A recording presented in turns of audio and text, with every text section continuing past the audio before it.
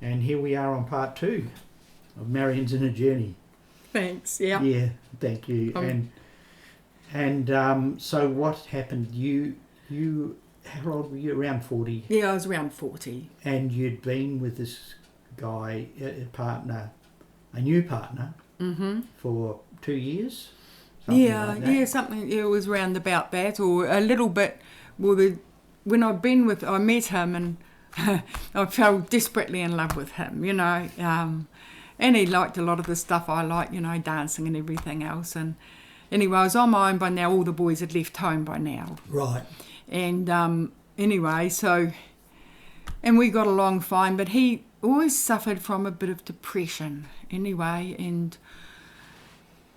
I helped him quite a lot, and he was fine for a fair while, and then anyway he started going back into it, and I sort of said, well, what would make you happy, you know? Here I go again. This was me. Yeah. I didn't say no that then, but here I was going again, you know?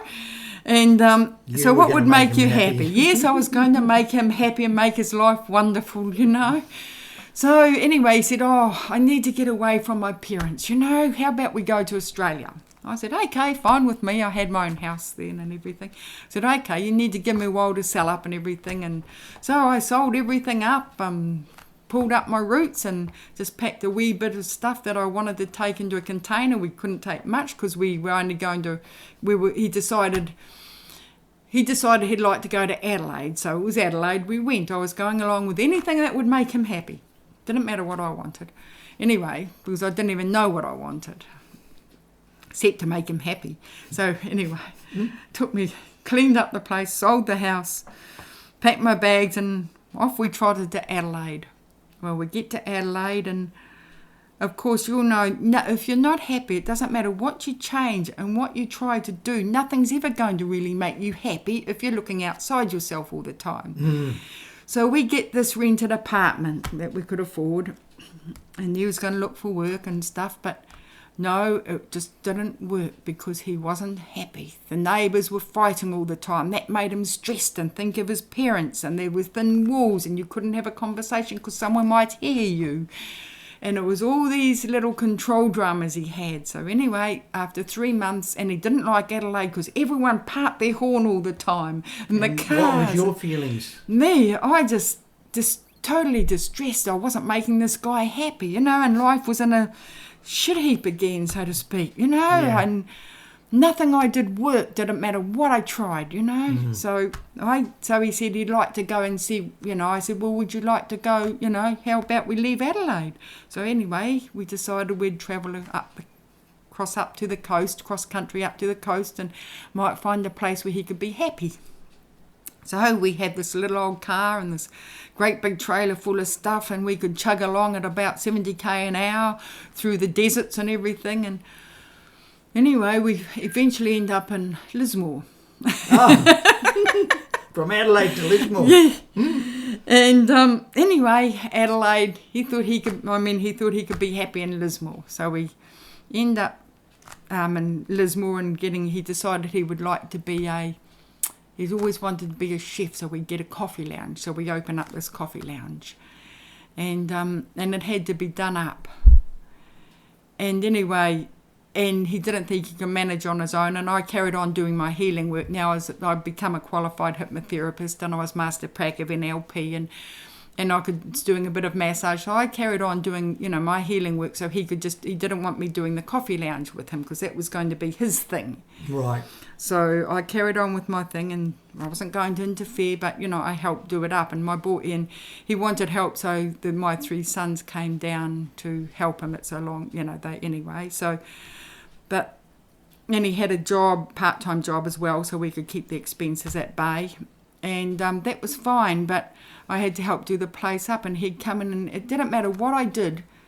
Nothing was quite right what I did, and every time I thought I was going to make him happy because I managed to get it right, he would change the goalposts, so I could never quite get there. Yeah. You know, just to keep me where he wanted me, I suppose. But anyway, I loved this guy. I was going to do anything, you know. And then one day, we'd only been there about 6 months, and we had this, and the coffee shop had opened for 3 months. Anyway, and he was in a not a very good state of mind, and one day he just disappeared. I knew I really thought he'd gone to commit suicide, and I went out of my brain. I was so desperate. I rang the hospitals, I rang the police, I rang everyone I could think of doing. I was going absolutely crazy with grief. And just that I didn't know that I hadn't done this, what had I done? And I had to. So anyway, and I just basically howled and totally broke down. Anyway, midnight comes. I get this phone call. And he'd been on antidepressants and everything. We'd tried that, it hadn't worked. And I get this phone call. Will you come and pick me up? I'm on the Ballina Road walking up from the beach. And it was a thunderstormy night, pissing down with rain. And I said, okay. So I go to pick him up and see this poor bedraggled man walking towards me, wet through, clothes all sodden, everything, just hanging, everything hanging. Anyway, I couldn't help it. I picked him up and I'd been so distressed. Anyway, he'd tried to swim out to sea and drown himself, and he couldn't, so he swam back, didn't he? And it was just the end of me. I couldn't help saying, well, you should have swallowed a bit more salt water. Just the whole, it was... Anyway, he promised he would turn his life around like they do, He was going to make all these changes, and we made agreements on the changes and, did the whole counselling bit and everything else. Anyway, a few months later, it was my birthday. And my son has a birthday a couple of days before me. And it was his 21st, I think, or it was an important birthday anyway, but he had a whole lot of his friends around, and I cooked a big roast dinner and everything, and we were sitting there, and they all wanted to know about hypnosis. So I thought, I don't usually use it for games. I hadn't, but I thought, I'll show you. They're all young fellas, really into their sport and everything, and they really wanted to know. And this guy went into the most awesome trance. And look, we just spent our time just about wetting ourselves, rolling on the ground, because he played the antics so well, Yeah. Like eating jelly with a fork and things like that, when we asked him. Anyway, but my partner, then he wouldn't come and participate. He'd look round the corner and, as if to say, you're all being stupid, and go and hide somewhere and sit down, make excuses for not participating. So that was okay, but then a couple of days later, it was my birthday, and that morning he gets up.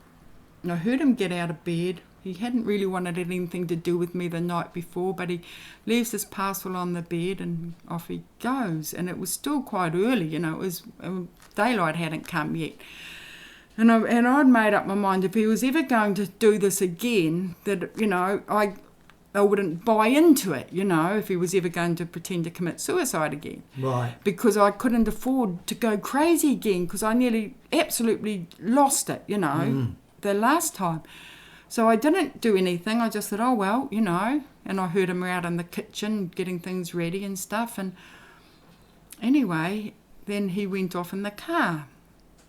And that was all right, so I'd get up in the morning and I'd carry on with everything I usually did and have breakfast and everything, and he didn't come in, and I had this feeling all morning, and I said to my boys, have you seen him? Did you know where he went? Where'd he go? I started questioning.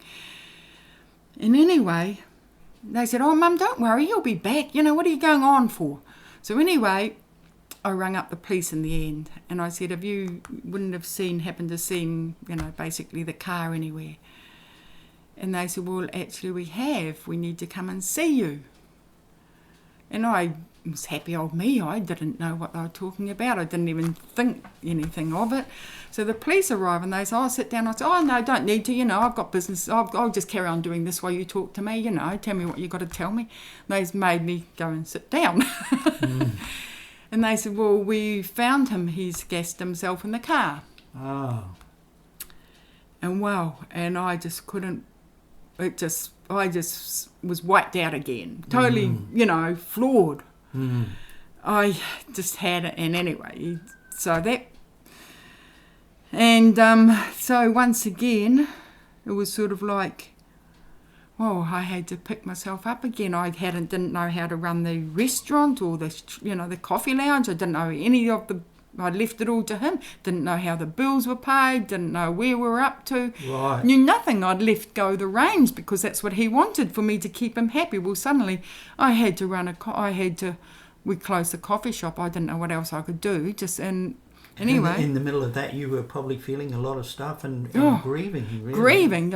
Absolutely dreadful grief. The love of my life had killed himself, And there it was on my birthday, punishing me, Was all the shit around that. Why? The whys, the wherefores, what could have I, should have I, all that. And I don't care who it is, you're going to go through that with such a thing, but I did.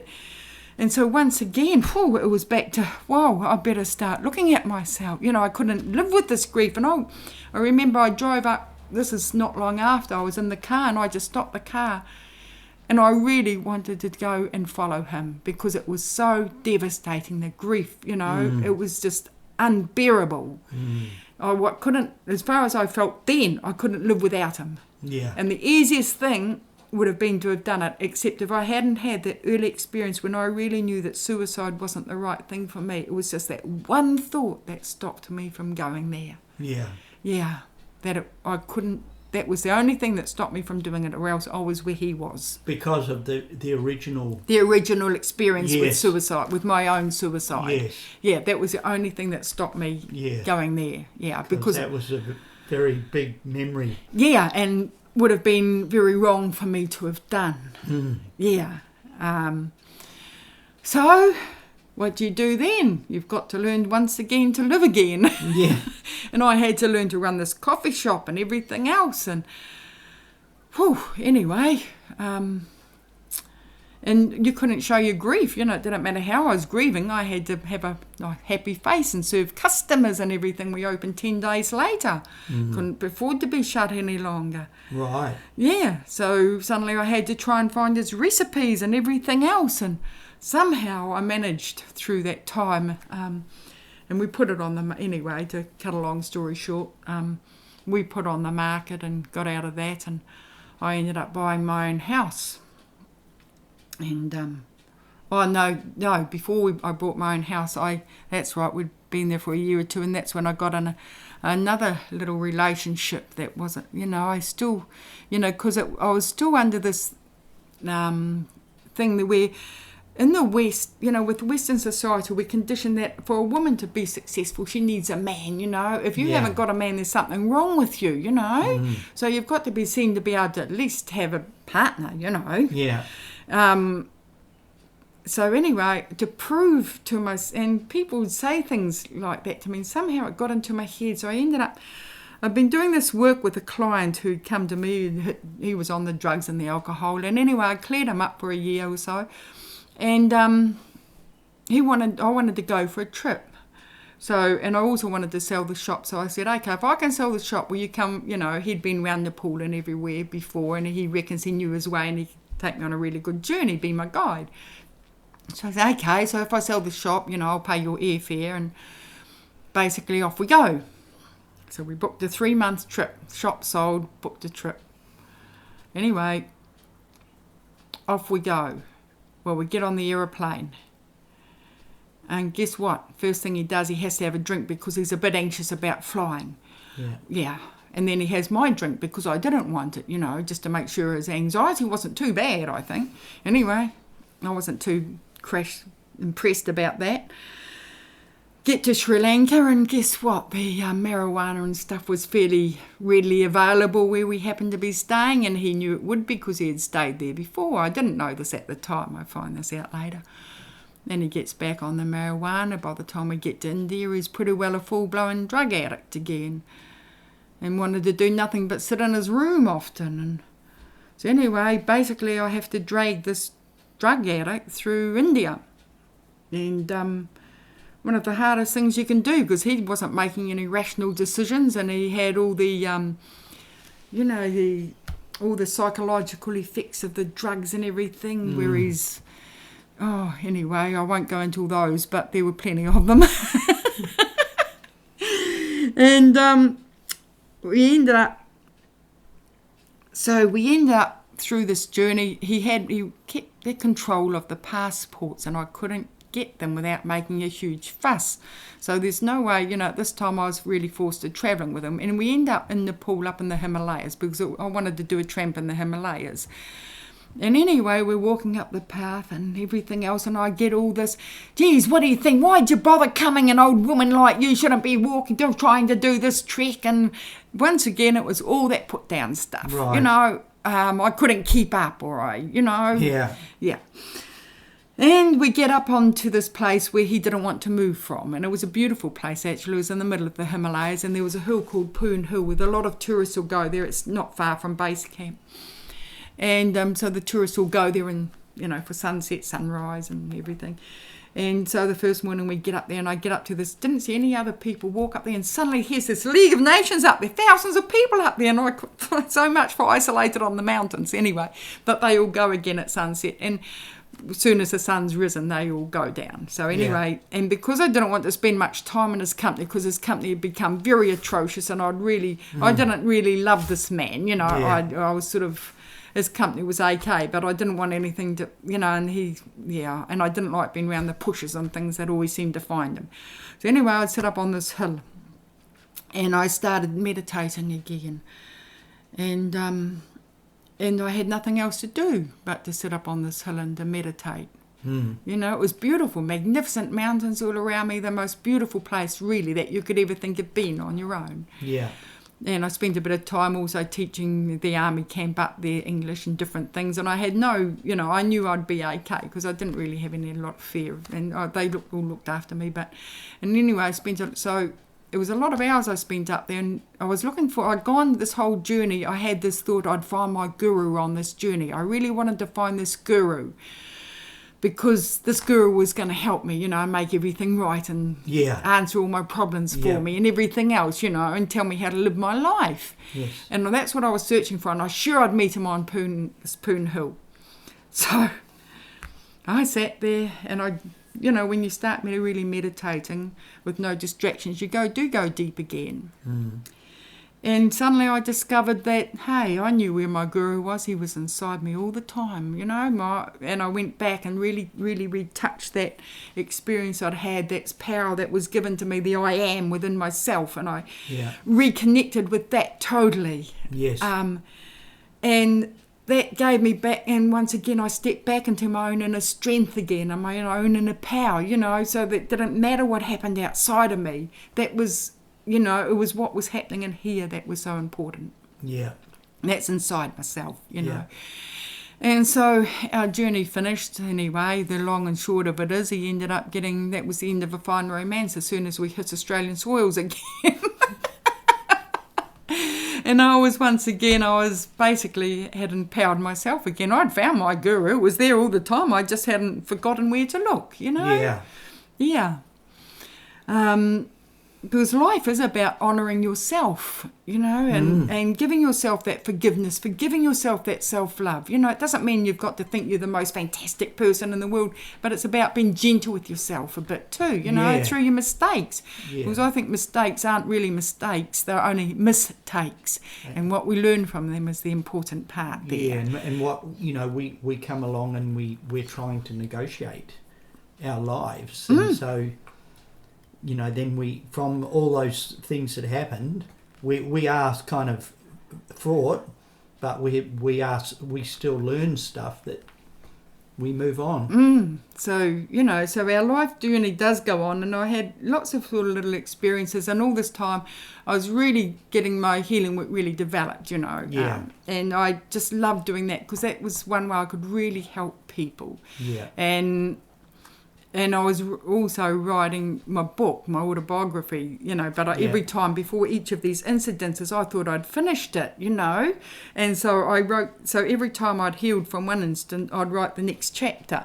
And somehow the book just kept going on like this. But anyway, So with my life, I got one other experience that is really significant is I bought my own home. I thought I'd be happy there and everything else. And once again, though, but this time I was living totally on my own, there was, I was in my own home by myself, responsible for myself and everything else. Yeah. And somehow, I don't know how it happened, but I hadn't been there very long, and I'd noticed when I got up in the mornings, I couldn't open my eyes. The light seemed very bright. My eyelids were starting to refuse to open. And this got worse and worse. And one day I was driving the car home and my eyes closed, and I thought, shoot, I better do something about this. So I started going the whole medical journey, because I tried everything, wouldn't work.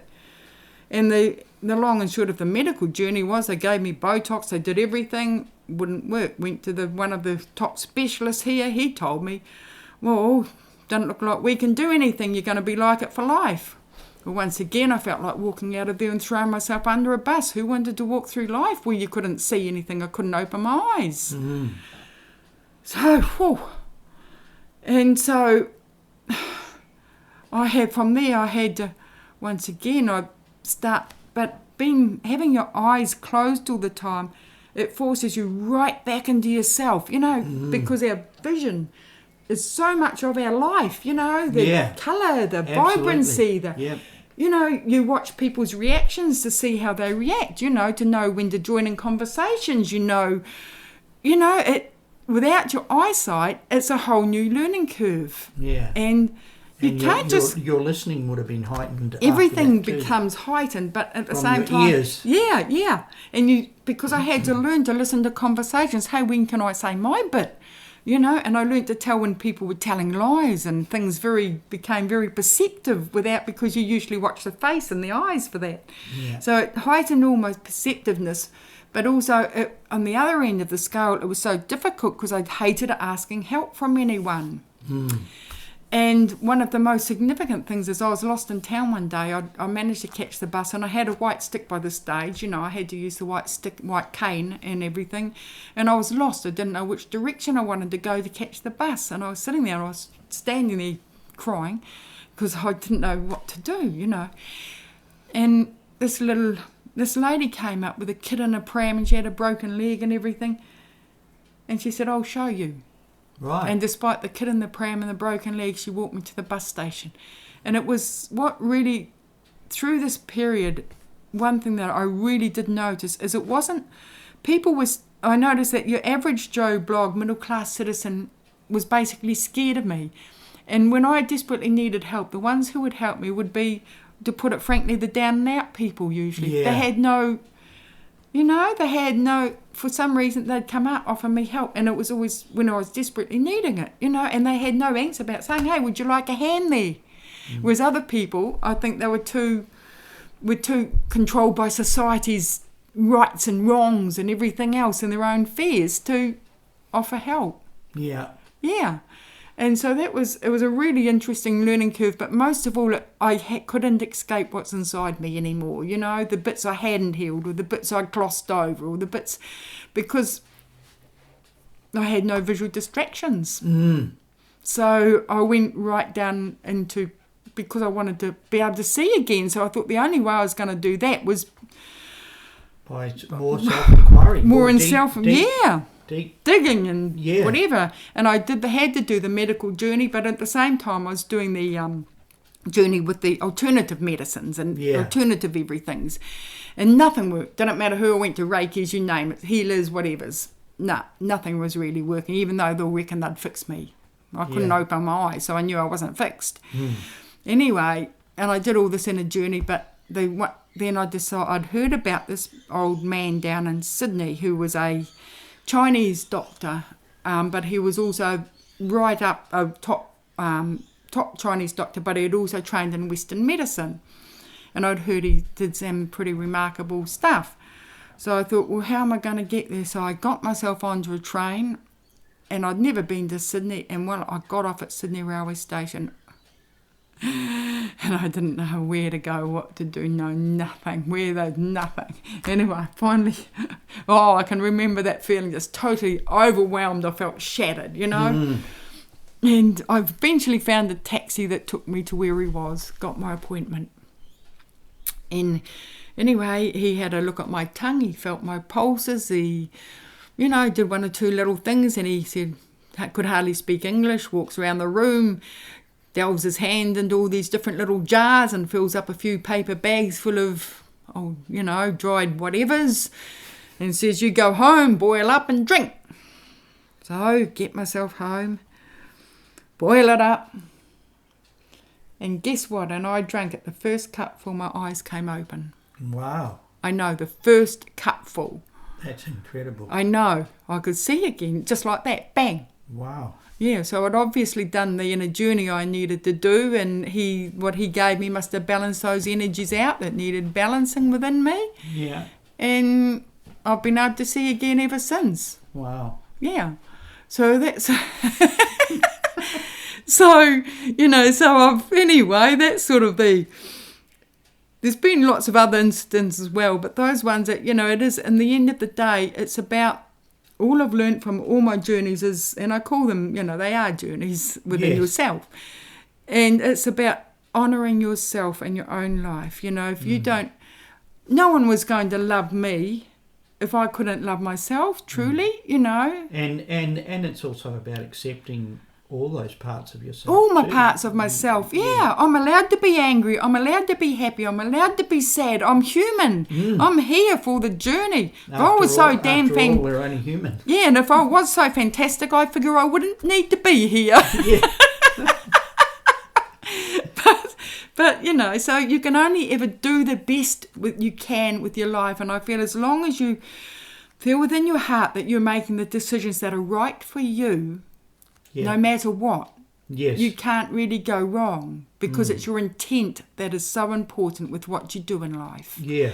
So your focus and your intent. Yeah. Where you put your focus, because that's what becomes reality as well. In the front. In the very front. Yeah. So we can actually focus on, you know, going in the natural world and feeling the joy of that, or we could go and read the disasters. So you know, and we can get down with that.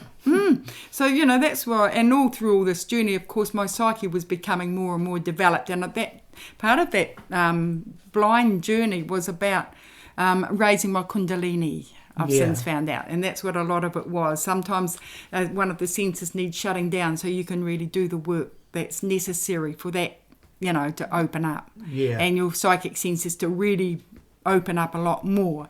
So, you know, so I do a lot of that sort of work, and I've written my books. I wrote Facing Demons just to simply to tell my journey, and it is like, and in my book I say, take my hand and journey through with me, and it goes through a lot of those journeys. So how many books did you write? So I've written Facing Demons, that's my autobiography. Right. And I've written 4 children's books to help children as well, because that, you know, to help, because I figure that's one way I can help people, you know, besides the healing work I do and everything through the hypnotherapy and NLP and everything. So it's just to help people to understand, you know, great understanding. Yeah. All right then.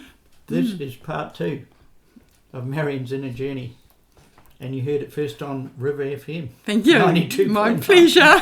Thanks. Thank you so much. Thank you.